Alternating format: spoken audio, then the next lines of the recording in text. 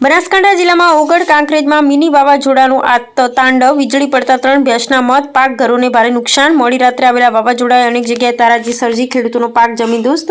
બનાસકાંઠા જિલ્લાના ઓગળ અને કાંકરેજ તાલુકામાં મોડી રાત્રે આવેલા મિની વાવાઝોડાએ ભારે તારાજી સર્જી છે।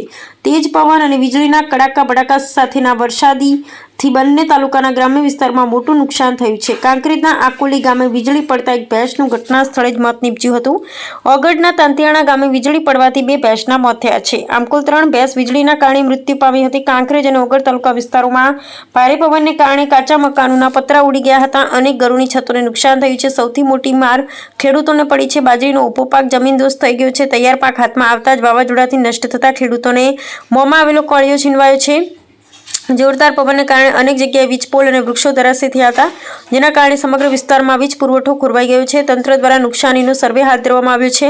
પશુધન અને પાક નુકસાન માટે ખેડૂતોને સહાય મળે તેવી માંગ સ્થાનિકોએ કરી છે। રામજીભાઈ રાયગોર, બનાસકાંઠા।